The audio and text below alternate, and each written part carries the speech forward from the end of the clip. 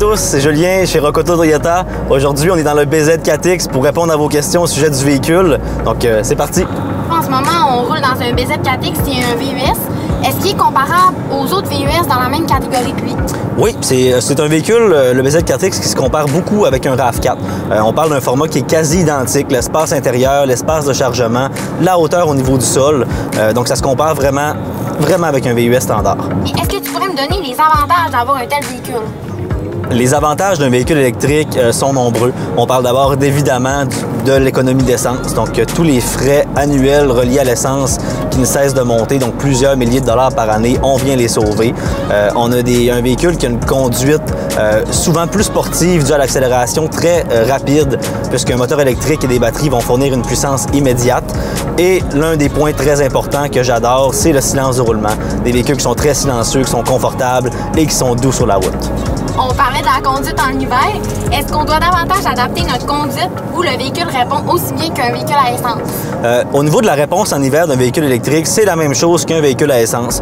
Donc, les accélérations sont franches. Le véhicule est aussi nerveux qu'un véhicule à essence. C'est pas parce qu'il fait froid que nos performances sont affectées. Les seules performances qui seront affectées par le froid d'un véhicule électrique, c'est l'autonomie de la batterie. Mais ça, en étant en connaissance de cause, ça se prévoit très, très bien.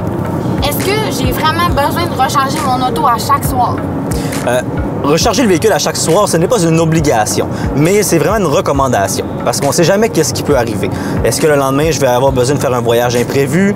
Est-ce que avec les pannes de courant, je vais me lever le matin, mon véhicule va avoir chargé? Il y a plusieurs variables qui peuvent rentrer en ligne de compte. Donc, c'est une recommandation de toujours charger le véhicule.